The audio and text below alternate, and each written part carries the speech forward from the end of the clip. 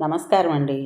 మనం ఇప్పుడు గుర్తి వాణి శ్రీనివాస్ గారు రచించిన పరిష్కారం అనే కథను విందామా? అప్పటిదాకా ప్రశాంతంగా ఉన్న ఆ ఇల్లు అత్తగారి రాకతో రణరంగంగా మారింది. చిన్నగా మొదలైన సాధింపుల ఉద్యమం క్రమంగా మొహం మీదే కడిగేసేంత తీవ్ర దుమారం రేపింది. ఏమాత్రం మొహమాటం లేకుండా మనసులో ఉన్నది పైకి అనేస్తున్న అత్త అనసూయ వాలకానికి విస్తుపోయాడు మోహన్. అనసూయ భర్త పోయి 10 ఏళ్ళయింది. అతనుండగా అతనితో ఏమాత్రం సంతోషం లేదని వాపోయేది. తను తమలపాకుతో రాస్తే అతను తలుపు చెక్కతో జవాబు చెప్పేవాడు. అంత సరసత ఏమాత్రం తెలియని ముక్కోపి. తాగుడు ఆభరణం, వాగుడు అలంకారం. అలాంటి మనిషితో పడి పడి విసిగిన అనసూయకు మనసు కరడుగట్టిన కంచు కాగడాగా మారింది. అనసూయకు ఒక్కతే కూతురు కావడంతో గారాబంగా పెంచుకొచ్చింది. హైదరాబాదులోనే మంచి కుర్రాడికిచ్చి పెళ్లి చేసింది. ఇంట్లో కూతురు లేక భర్త లేక ఒంటరిదైపోయింది అనసూయ. ఒక్కసారిగా అంత ప్రశాంతతను తట్టుకోలేకపోయింది. 4 రోజులకోసారి కూతుర్ని చూసొస్తూ ఉండేది. మానసకి 2 పిల్లలు పుట్టారు. వియ్యపురాళ్ళిద్దరూ కలిసి పురుళ్ళు పోశారు. చాలా కాలం సజావుగానే సాగింది. కొన్నాళ్ళకి, మానస, నేనొక్కదాన్నే ఉండలేనే, నాకు మీ ఇంటి దగ్గరే ఓ ఇల్లు చూడు, నిన్ను పిల్లల్ని చూసుకుంటూ ఉంటాను అంది అనసూయ. సరేనమ్మా, నువ్వు మాకు దగ్గరలో ఉంటే ఏ బెంగా ఉండదు అంది మానస. మోహనే మంచి ఇల్లు అద్దెకు చూసి సామాన్లతో సహా అత్తగారిని తెచ్చి ఆ ఇంట్లో ఉంచాడు. రోజు సాయంత్రం కూతురొచ్చే వేళకు వెళ్ళి అక్కడే తిండి తిప్పలు కానిచ్చి రాత్రికి తన ఇంటికి చేరుకుంటుంది. చాలా రోజులు మామూలుగానే గడిచాయి. మానస అత్తగారితో అంత కలివిడిగా మాట్లాడటం, మంచి చీరలు కొనడం, ఆవిడ అవి కట్టుకుని భర్త పక్కన కూర్చోవడం, ఇద్దరి అన్యోన్యత చూసిన అనసూయలో ఒక విధమైన ఉక్రోషం బయలుదేరింది. కానీ బయటపడకుండా జాగ్రత్త పడింది. ఏమే, మీ అత్తగారికి ఈ వయసులో అంత చేటు సరసం అవసరమా? ఎప్పుడు మొగుడిని ఆనుకుని కూర్చుంటుంది. ఇద్దరు ఏకైకలు పకపకలు. కానీ భలే అన్యోన్యతే వాళ్ళది అంది. అవునమ్మా, ఆదర్శ దంపతులు వాళ్ళు అంది మానస. నిజమేనే, దంపతులంటే వాళ్లే. మీరిద్దరూ కూడా అలా ఉండాలి అని చెప్పింది. తల్లి తన మంచి గురించి ఆలోచిస్తోందని సంతోషించింది మానస. ఓ రోజు మానస ఆఫీస్ నుంచి ఇంటికొచ్చింది. రోజు వచ్చే తల్లి ఆ రోజు రాలేదు. మానస ఫోన్ చేసింది. అమ్మా, రాలేదే, ఒంట్లో బాలేదా అంది. ఒంట్లో బాగుంది, మనసే బాలేదు అంది అనసూయ. అదేంటమ్మా అలా అన్నావు, అసలు ఏమైంది? మీ ఇంట్లో విషయాలు నాకెందుకులేమ్మా, ఇక మీదట మీ ఇంటికి నేను రాను, నువ్వే వచ్చి వెళుతూ ఉండు అంది. నువ్వు అలా బాధపడటం నేను చూడలేను, అసలు ఏమైందో చెప్పమ్మా అంది. నువ్వు ఇంతలా అడుగుతున్నావు కాబట్టి చెబుతున్నాను. నిన్న నువ్వు అటు వెళ్ళగానే మీ అత్త మామ కూర్చుని నీ గురించే మాట్లాడుకున్నారు. నువ్వంటే వాళ్ళకి గొప్ప అలుసుగా ఉంది. నిన్ను చులకన చేసి మాట్లాడటం నేను వినలేకపోయాను. కడుపున పుట్టిన పిల్లవి, నా తీపి నాది, జాగ్రత్తగా ఉండు అంది. అమ్మా, నువ్వు రావడం మానేస్తే నా మీద ఒట్టే.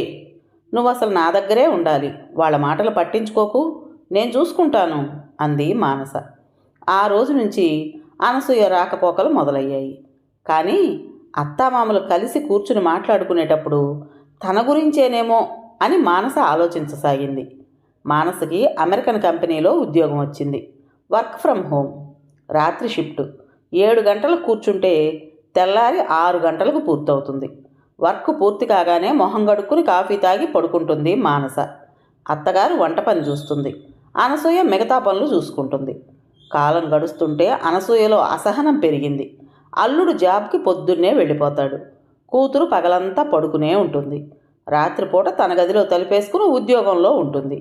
తను ఎవరితో మాట్లాడాలి? ముసలి భార్యాభర్తలిద్దరూ కబుర్లు చెప్పుకుంటుంటే కొత్త ఉడికిపోయేది.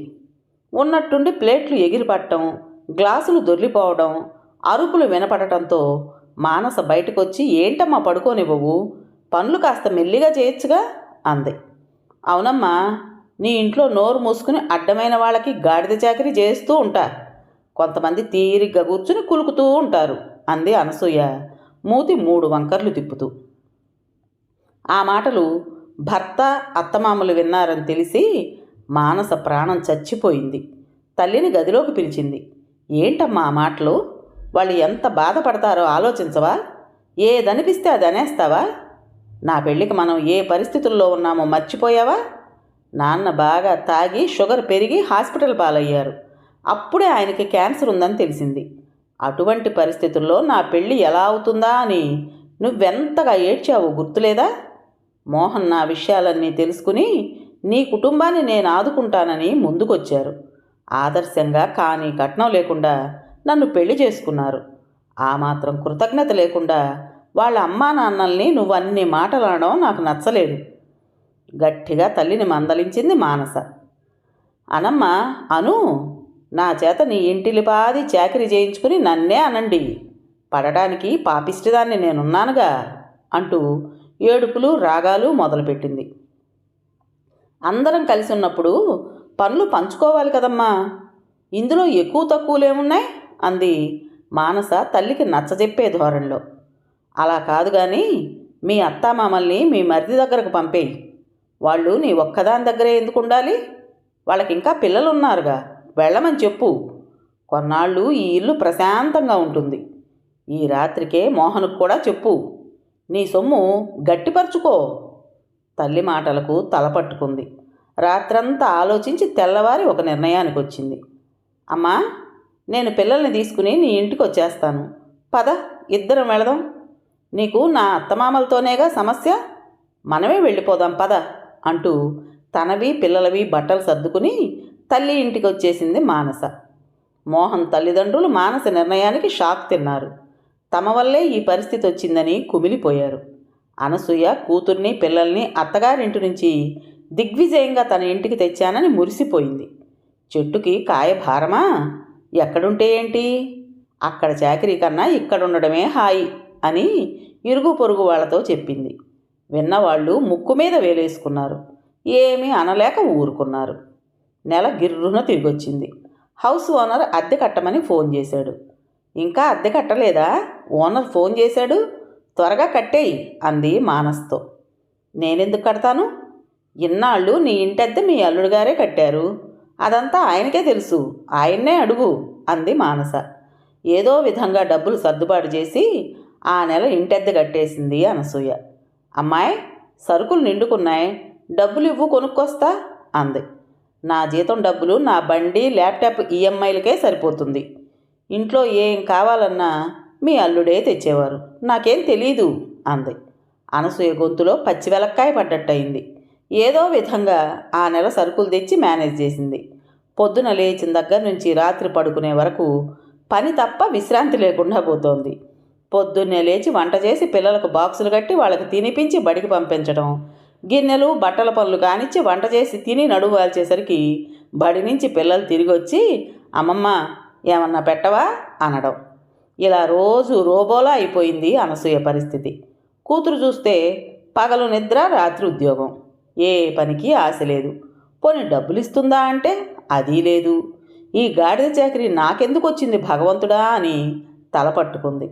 రాత్రంతా బాగా ఆలోచించి తెల్లారి కూతుర్ని పిలిచి, అమ్మాయి, భర్తని వదిలి ఇక్కడ ఎన్నాళ్ళని ఉంటావు? పిల్లలు తండ్రి కోసం కలవరిస్తున్నారు. ఆడపిల్ల పుట్టింట్లో ఉండడం అంత మంచిది కాదు. ఇప్పటికే ఇరుగు పొరుగు వాళ్ళు చెవులు కొరుక్కుంటున్నారు. మీ ఇంటికి పోదాం పదా అని తట్టా బుట్టా సర్దుకుని కూతుర్ని పిల్లల్ని తీసుకుని మానస ఇంటికి వచ్చేసింది అనసూయ. భార్యా పిల్లల్ని చూసి మోహన్ సంతోషించాడు. అనసూయకు కూడా సంతోషం కలిగింది. ఎందుకంటే మానస అత్తామామలు అక్కడ లేనందుకు. వాళ్ళు కొడుకింటికి వెళ్ళారు. ఆడుతూ పాడుతూ పనిచేసుకోవచ్చు అనుకుంది అనసూయ. కానీ కత్తిపోయి డోలొచ్చే ఢామ్ ఢామ్ ఢామ్ అన్నట్టు అల్లుడికి పిల్లలకి వండి పెట్టి వాళ్ళకి బాక్సులిచ్చి బయటకు పంపేసరికి తల ప్రాణం తోకకొస్తోంది. నానా హైరానా పడిపోయింది. కూతురు ఎప్పట్లా పగల నిద్ర, రాత్రి ఆఫీస్ పనిలో ఉంటుంది. ప్రశాంతంగా కూర్చుని ఆలోచించడం మొదలుపెట్టింది అనసూయ. ఈ ఇంట్లో మానస అత్తామామ ఉన్నప్పుడు తనకి ఇంత పని ఉండేది కాదు. వంటంతా ఆవిడే చేసేది. కూరలు తరగడం దగ్గర నుంచి అన్ని పనుల్లో భార్యకి చేదోడుగా ఉండేవాడు ఆ ముసలాయన. పిల్లలకి తినిపించడం, వాళ్ళకి బట్టలు తొడిగి షూస్ వేయడం కూడా చేసేవాడు. తనల్లా పై పని చూసుకునేది. దానికే నానా హైరానా పడి వాళ్ళని తిట్టి తన నోరు బయటపడేసుకుంది. నిజానికి మోహన్ తనని అన్ని విధాలా ఆదుకున్నాడు. ఆ విశ్వాసం లేకుండా వాళ్ళని అన్ని మాటలని తప్పు చేశానని తెలుసుకుంది అనసూయ. తను గతంలో వాళ్ళని అన్నవన్నీ ఆ ఇంట్లో ప్రతిధ్వనించాయి. ఛ, నేనింత కర్కశంగా ఎప్పుడు మారాను? కూతురి అత్తవారింట్లో నా పెత్తనం ఏంటి? ఎవరెక్కడుండాలో అక్కడుండాలి అనుకుని సిగ్గుపడింది. అల్లుడు, నేను చాలా తప్పు చేశాను. నా స్థితిగతులు తెలిసి కూడా నువ్వు మమ్మల్ని ఆదరణగా చూసావు. ఏమీ లేని విస్తరాకు ఎగిరెగిరి పడుతుందని నా అర్హతను మర్చిపోయి ప్రవర్తించినందుకు నన్ను క్షమించు. నేను నా ఇంటికి వెళ్ళిపోతాను అంది అనసూయ. అలా అనకండి అత్తయ్య. మానసకి మా వాళ్ళు ఎంతో, మీరు నాకంతే. ఇద్దరం ఉద్యోగస్తులం. మా ఇద్దరికి మీరు మా అమ్మ అండగా ఉంటేనే మాకు ధైర్యం. మీరు ఇక్కడే ఉండండి, ఎక్కడికి వెళ్ళొద్దు అన్నాడు మోహన్. మోహన్ తల్లిదండ్రులు అప్పుడే ఊరి నుంచి వచ్చారు. వాళ్ళని కుశల ప్రశ్నలు అడిగి మంచినీళ్ళిచ్చి కాఫీ పట్టుకొచ్చింది అనసూయ. ఈరోజు వంట ఏం చేయమంటారు వదిన గారు? మీరు స్నానాలు చేసిరండి, క్షణంలో చేసేస్తా అంది అనసూయ. ఆమెలో వచ్చిన మార్పు చూసి ఆనందించారు ఆ దంపతులు. మీకెందుకు శ్రమ వదిన గారు? ఇన్నాళ్ళు మీరెంతో కష్టపడి చేశారు. ఈ రోజు నుంచి నేను చేస్తానులేండి అంది మానస అత్తగారు. వాళ్ళు అలా మాట్లాడుకుంటుంటే మోహన్ మానసను తీసుకొచ్చి ఆ అద్భుత దృశ్యాన్ని చూపించాడు. మానస కళ్ళు సంతోషంతో మెరిశాయి. ఎవరికి వారు మారాలి తప్ప ఎదుటివాళ్ళు ఎంత చెప్పినా మార్పు రాదు. నోటితో చెప్పడం కంటే మార్పు వచ్చేలా చేయడం మంచిదని చెప్పి మోహన్ తనని పుట్టింటికి పంపించిన సంగతి గుర్తొచ్చి భర్తకి కళ్ళతోనే కృతజ్ఞతలు చెప్పింది మానస. నేటి తరంలో భార్యాభర్తల తల్లిదండ్రులు ఒకరితో ఒకరు సర్దుకుపోతేనే పిల్లలు సుఖంగా ఉద్యోగాలు చేసుకుంటూ అటు వాళ్ళని ఇటు వీళ్ళని సమానంగా చూసుకోగలుగుతారని చెప్పిన భర్త ముందు చూపుకు సంతోషించింది మానస. కథ పేరు పరిష్కారం. రచించిన వారు గుర్తి వాణి శ్రీనివాస్ గారు. విన్నారు కదండి. మరి ఈ కథ మీకు నచ్చిందా? నచ్చినట్టయితే లైక్ చేసి మరో నలుగురికి షేర్ చేయండి. అలాగే ఈ కథ పైన మీ విలువైన అభిప్రాయాన్ని కామెంట్ బాక్స్లో తప్పకుండా తెలియజేస్తారు కదా.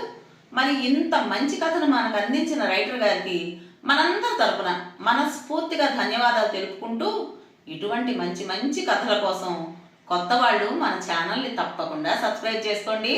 రేపు మరో మంచి కథతో మీ ముందుకు వస్తాను. అప్పటి వరకు ఉంటానండి.